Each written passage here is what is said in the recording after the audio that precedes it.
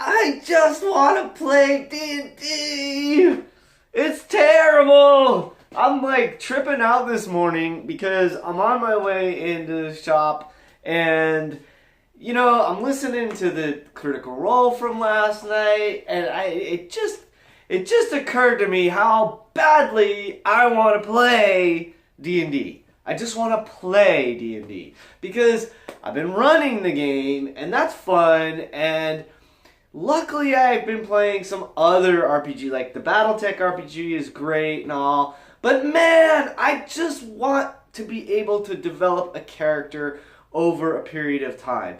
And it's just driving me nuts because over the last, let's say, year, I've developed like 4 different characters at least for 4 different campaigns, quote unquote. One was for a one-shot, so I'll be fair, that was just a one-shot.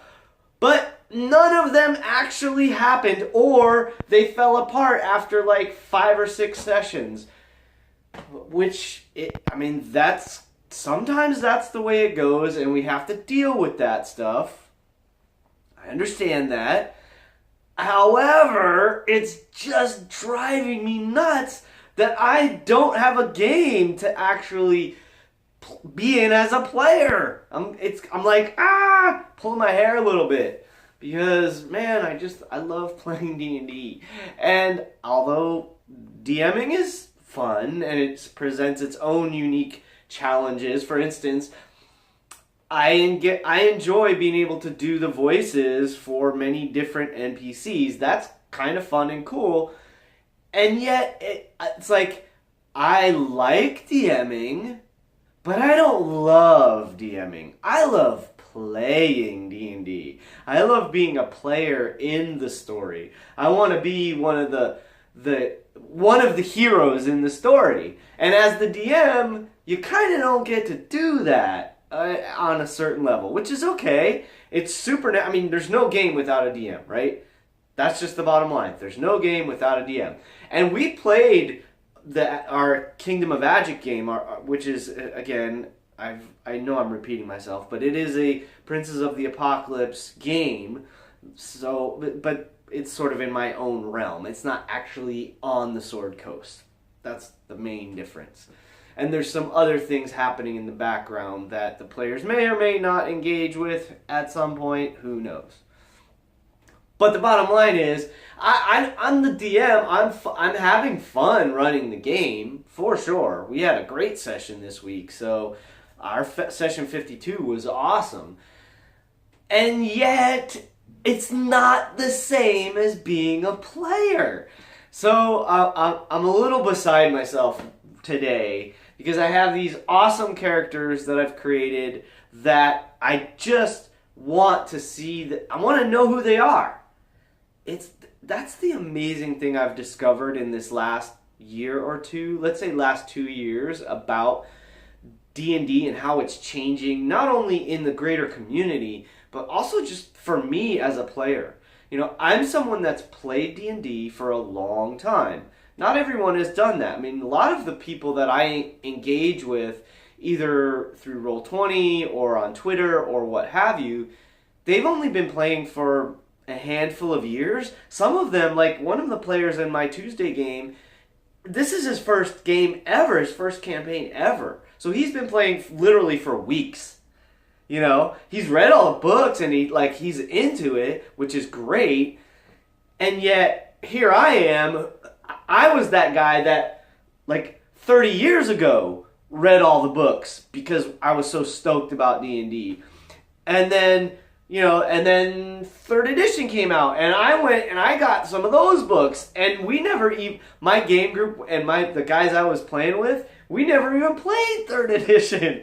I just never got into it because nobody else that I knew was interested in trying 3rd edition. We stuck with our kind of homebrewed 2nd edition rules for years and years and years.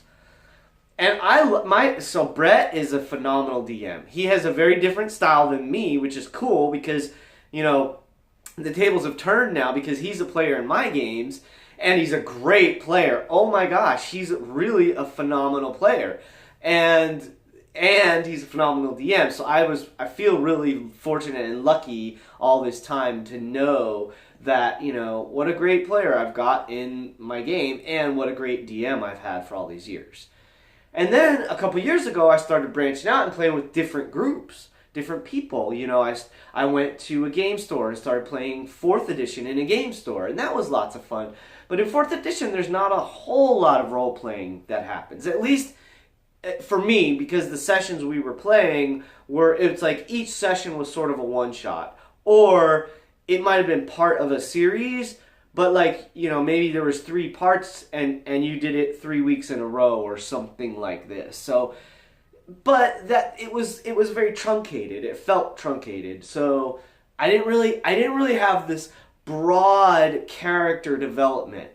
Now I got to play with the Bearded Bugbear on Twitter. If any of you guys know who he is, phenomenal DM. He's an amazing DM, and we got to play in a campaign that we went up to about, I want to say we went up to somewhere between level 8 and 9, I think, 7 and 9, somewhere in that range. I don't remember exactly where we got to. And then some stuff happened in real life, and the game started, we started having some funky stuff going on within the individuals that were playing, and just some misunderstandings, I'm sure. It was nothing major, but the game sort of fell apart. And then we did get to do one level 20 game to sort of wrap the story up, which was super awesome. That was a lot of fun. And how cool is it to play a level 20 character anyway? So we had a nice conclusion to the story for that character. That was my character. That was Captain Jermaine Santo. He was a very fun character to play, and I loved doing his voice. He was the first time I ever really got into doing some voice for my character, and he was a funny guy, but let me tell you, I had a wonderful time doing him. He was so much fun. And I really got into the character. The voice, the personality, who he was. He was a bard. I've never tried a bard before, and in 5e, bards are, in my opinion, pretty badass. And so, depending on how you play it, every person, whether it's a fighter, a cleric, a bard, a paladin, any character, sorcerer, magic user, every person brings their own flavor to the character. And honestly, if I played the same class, and even sort of the same, maybe rough background and all that kind of stuff, from one character to another, I'm not going to play them the same. That's me. I'm not going to do that. And so imagine from one person to another person, how different it gets. And so from one table to another table, every game is so unique, and I love that. And I just love the ability to be able to develop a character. I think I would probably love acting. I know I would love acting. I've studied some acting. I've done some acting, but not professionally. Sorry about the beep. I forgot to turn off the announcements on my phone. Anyway, so I love that stuff. And there you go. Ring out the truth. I love acting, so maybe that's why I love being a player. So with nothing, that's where my head is today. This is my vlog. I'm Gregory. This is 1 in 20 D&D. This is DnDaily number 33. Woohoo! 33. All right. So here I am. It's the 15th. I got 2 more days to finish my purpose of doing 1 video a day from January through February. I'm going to keep that rolling through the rest of the year. Like I said yesterday, I've got a bunch of cool videos in the works, in editing. I'm on my way through that one for fun, just totally random. I can't wait to share that one with you. And then other gameplay stuff coming out. I'm working on it tonight. I'm going to spend a couple hours on it. Actually, I'm going to spend a lot of hours on it over this weekend, to be honest. So I might even get 2, 3, 4, 5 videos in the can. I don't know. I'll do my best. We'll see what happens. Depends on how my weekend goes. But did y'all watch Critical Role last night? I just started the episode this morning and got like 20, 30 minutes into it, or not even, 10, 20 minutes into it, because I just watched the intros and previews and stuff, and their setup for the show, and I'm like, what's going to happen next? That's what I love about Critical Role. The Chain, I'm digging The Chain. The first episode of The Chain, Matthew Colville's new series, that was interesting. He's got a really different style of DMing, and I can't wait to get more of that. I'm like hungry for that. But man, there's so much stuff out there to watch.